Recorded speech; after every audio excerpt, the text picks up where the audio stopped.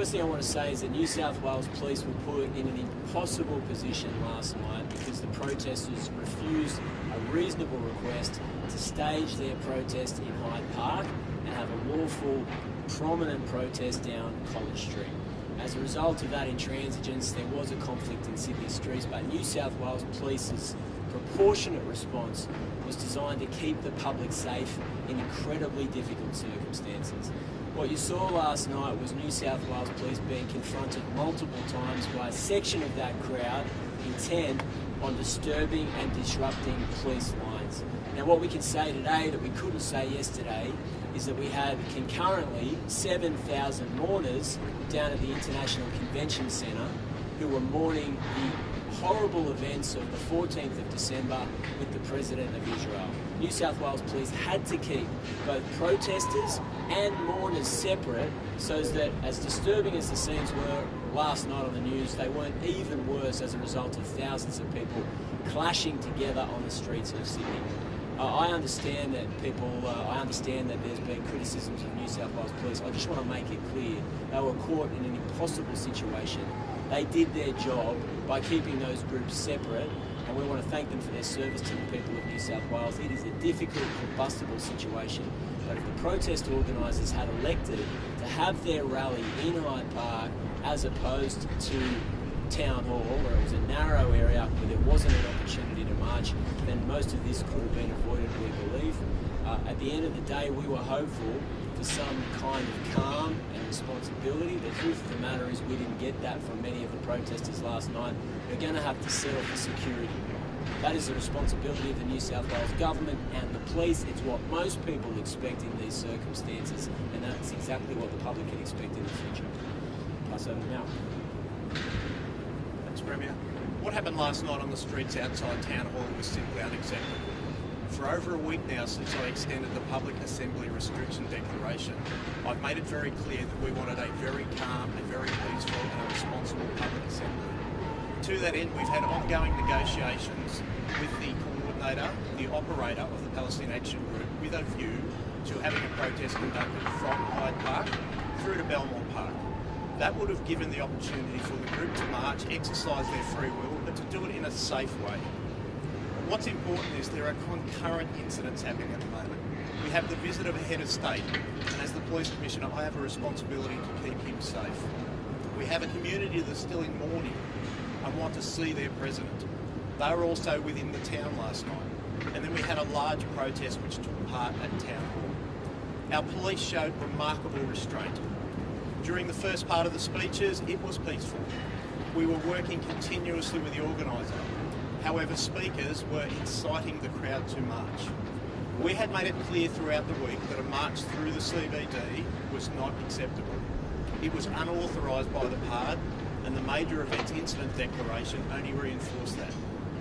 Yesterday, the organisers of PAG took that matter to the Supreme Court, and their appeal was dismissed. It was reaffirmed that the police would not allow that to happen. As recent as the event starting last night, the event coordinator confirmed there would not be a march. However, during that protest, that changed. What we saw was a large number of people come out to George Street at the end of the protest, certainly at the end of the speeches, and march on police. Not once, but twice. The police did what they needed to do, which was to hold the line and then form and move the protesters back with a view to dispersing them. That was designed to keep the community safe. Having an angry and violent mob marching on police is not a situation that I want our officers in. I have been on and on about we want calm in our community at the moment. We wanted a respectful and responsible protest. That's not what we got last night. Our police took action to disperse that protest. Happy to take questions. Thanks so much, Commissioner. I won't take up too much time, I know you've got questions. But look, I just want to remind people that police are community members, just like all of us. And they went to our city last night to do their job. And they did a good job under incredibly difficult circumstances.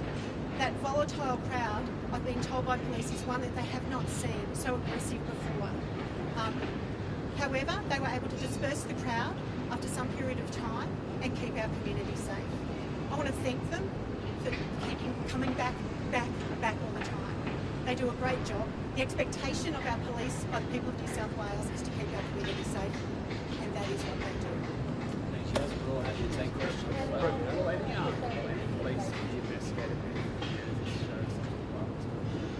Look, I mean, first of all, there is established processes for investigation relating to police conduct, but I just want to urge everybody to not look at a 10-second clip without the full context of the circumstances relating to those clashes yesterday evening. First of all, New South Wales Police tried everything they possibly could to avoid conflict last night, including making operational and open Hyde Park North down College Street for a prominent march in the city.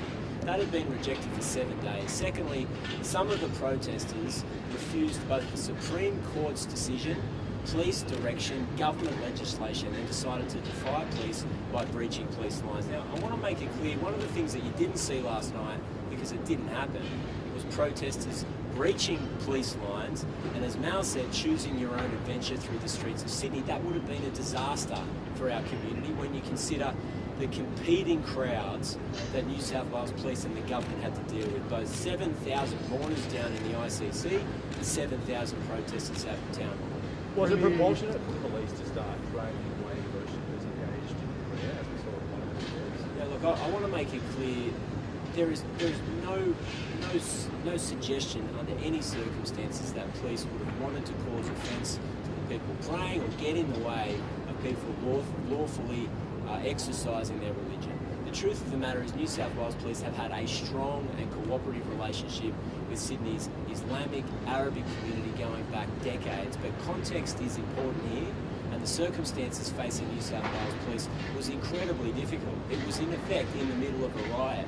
Now police have to make critical early decisions in those circumstances. It wasn't designed to pick on or target a particular community. It's not representative of a long-standing relationship, and I think fair-minded people would look at the context of that interaction before condemning New South Wales Police. What was the specific context of that incident, though? I mean, what caused it to be dragged away? So the context of that incident was long after the violent, aggressive crowd had started to be moved on police. When I say you need to take it into context, there is another angle where you can see the police line moving forward and moving those protesters out. At that stage, we were dispersing the crowd for community safety. As the Premier said, there was no intent to cause offence. The police were coming from a different angle to what you are seeing on the video at the moment. I have spoken to senior community leaders from the Muslim community, and I'll continue to do so. We have a respectful relationship. But what you saw last night was chaos in part. The police were restoring order. It was the actions of the protesters that led police to have to go forward and disperse the crowd. Premier, how much responsibility do you take putting police in that harder major actions? Look, I think the government's decisions in relation to the protest declaration, major events declaration, and New South Wales Police making it clear that protest marches will not take place was the right decision. It's a difficult one, it's not straightforward, I understand it's contested. I understand it's contested even inside the Labor Party, but it's the right decision in the circumstances. The truth is that we had Australia's worst terrorism event, not 6 months ago or 2 years ago, but 6 weeks ago. And in that set of circumstances where you've got 7,000 mourners with the President of Israel alongside 7,000 protesters, it was absolutely essential that New South Wales Police were able to keep the two groups separate and apart. That's what would happen in any city around the world when you had a major protest as well as another designation. I think the police made the right decisions, and there was no other option for New South Wales Police or the government. A fair-minded person would also fall back on the fact that for the last week we were attempting to get the protest organisers to have a lawful march in Hyde Park heading down College Street, and it was flatly refused. Premier, see the video. Talk about the full context of events that was there throughout the late last night. It did look like an inevitable flashpoint was reached because police had to enforce the state government directive under that major event category not to allow them to march. There was a large number of people that had to move at the same time. Police, I believe, can't let them move, can't let them come into the city. That forced the violence, and with there being I think you're jumping to a few conclusions there. First of all, police gave a lawful direction for people to leave the area, and many people did. And police are in their operational briefings to me and the police minister are very clear that arrests were effected against people who were intent on charging the police line up against Druid Street. And I think if you look at it from our perspective, where you've got the President of Israel, thousands of mourners, if police lines had been breached and there was a confrontation on Sydney streets, then as distressing as the scenes were last night, they would have been far worse. Grace Tame, former Australian Premier, heard leading chants using slurs subject to potential hate speech laws. Would you have pursued that if the hate speech laws were already in place? Look, I'm not going to jump the gun in relation to that, other than to say that I thought that was a distressing scene. In the circumstances where 6 weeks ago we lost 15 members of the Jewish community to a hate crime, a violent terrorist uprising. I mean, that's what the consequences of globalised the Intifada mean, a violent uprising in Sydney streets. I can only imagine what those families thought when they saw someone screaming it from the steps of Town Hall, the pain that they would have gone through. Again, it's not a distant memory. We're talking about weeks ago that their family members were mowed down and murdered because they were Jewish. She can defend the saying. I thought it was terrible. Premier, have you seen the video of the older man with his hands up being repeatedly punched by the police officer? And how is that justified? Yeah, look, I mean, all the circumstances will of course be investigated. Police have body-worn videos on them. I think it's important that people not judge the actions of police on 10 seconds or 15-second social media clips. That's not fair to the police's relationship with the protest organisers, the 100 protests that they've successfully and peacefully managed in Sydney CBD going back a long period of time, and it doesn't take into consideration the immediate situation prior to that confrontation. And I think that when you see the full context, many people will draw the opposite conclusion, and that is that police were repeatedly confronted, people were attempting to breach police lines. It should be remembered, 10 people have been arrested for assaulting New South Wales police officers, and at the end of the day, New South Wales police are not punching bags. They are there to keep order and keep the people of New South Wales safe. It's important that they're able to do their job. Commissioner, just on that, I believe it's the same video that this shows old man briefly grabbing a police officer, and then he releases his hand in the air, and there's several police who are sort of just is that an example? Is that a sort of tactic being trained to get police to someone grabs you, or is that an example of the police sort of losing or stepping over? Is there any further context?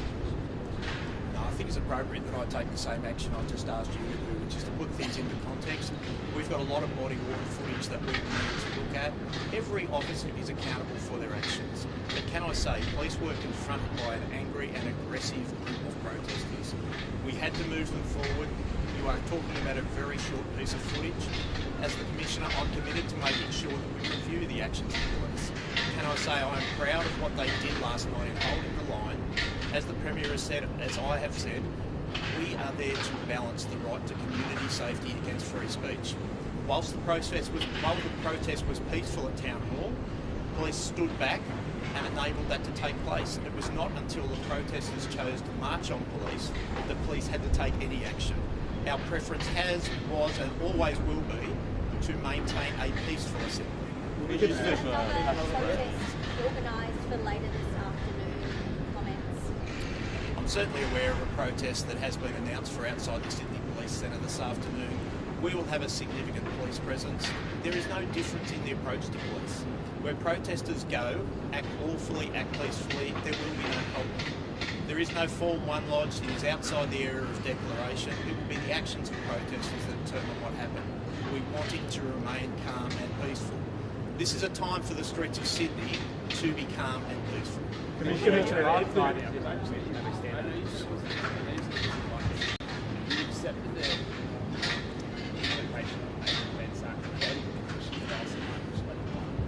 No. I mean, for the circumstances and reasons that I've already outlined, we had a visiting head of state.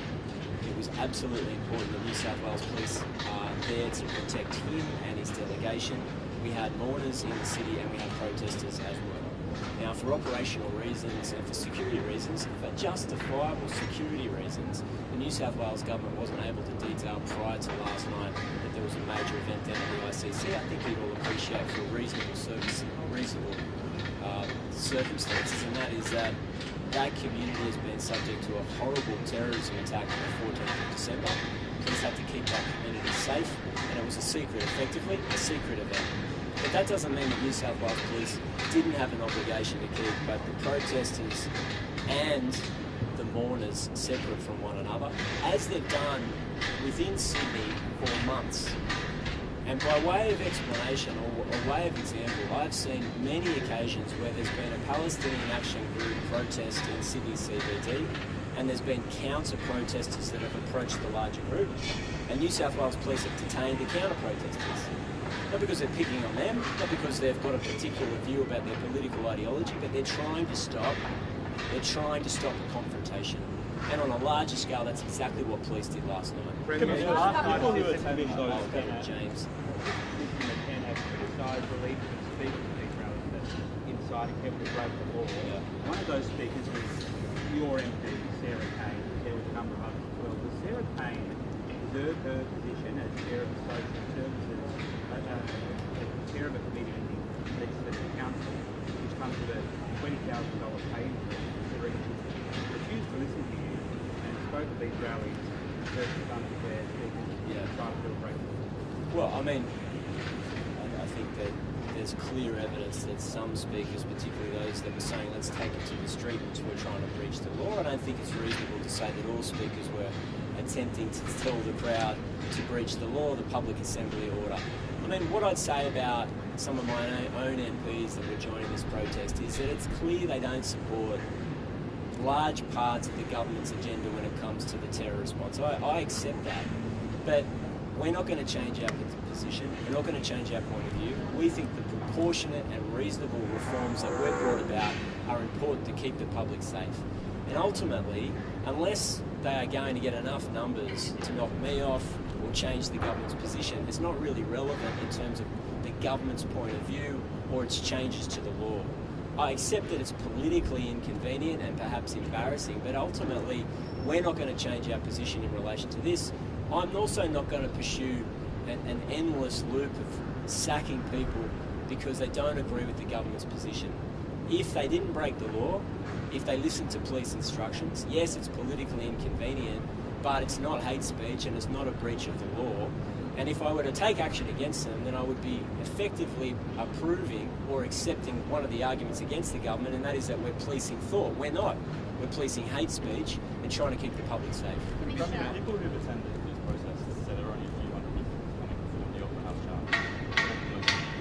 Added fire to your opposition to those protests. Sorry, what was that? Have you added fuel to the fire to your opposition? Look, I think they'll say that, but I just think reasonable people, I'd throw myself down on a reasonable person's interpretation of the circumstances in Sydney streets last night. It was an impossible situation. We had to keep the public safe, and as distressing as those scenes were, it would have been far worse if, as Mal says, it was a choose-your-own adventure. The protesters breached police lines and we had conflict in Sydney streets. That would have been terrible. Commissioner, if your investigations find that police did use disproportionate force and exceeded their power, we will commit to pursuing charges against those officers. There's an open process within the New South Wales Police Force. We're talking prematurely at the moment. What I've said is we'll review the actions, but I need to bring it back to say the police were forced to take action because of the action of the protesters. The police responsibility is to keep the community safe and prevent crime. That is what they did last night professionally. It was a significant, aggressive and volatile crowd they were faced by. They did a fantastic job to hold that line. I've been really clear on the fact we're also managing the safety of a head of state who is in town and a large number of mourners who are also in town. We've got a responsibility to keep everyone safe. Over and over the past 7 days, I've made it clear, as well as other senior police, we wanted a peaceful and safe assembly. We provided an opportunity for the protesters to take that. Hyde Park is a location that they have previously accepted on numerous occasions. In fact, only a week before, they actually lodged a Form 1 suggesting that route from Hyde Park to Melbourne Park. We wanted it to take place there because it was safer for the protesters. They chose not to do that. We should take one more. I'm sorry, we've got a busy day. Yeah, Malcolm, you can explain just why protesters weren't allowed to march to Victoria Street outside Parliament, given the event you're talking about for the ICC, which is further away than I think I've been fairly clear, is that we're trying to manage a number of processes. The head of state is staying within the CBD. I've got a responsibility as the police commissioner to keep him safe as well. What we saw last night is that organisers of protests do not know who is going to turn up, cannot control the actions of those protests. I was incredibly disappointed because we had a relationship with the organiser of PAG. We have conducted over 100 protests in the past year and a half with that organiser. What you saw last night was a different change of intent. The organiser came with the intent to breach the legislation and march, despite the fact he had had numerous conversations with us and we had made it clear that was not going to happen. Okay, thanks everybody.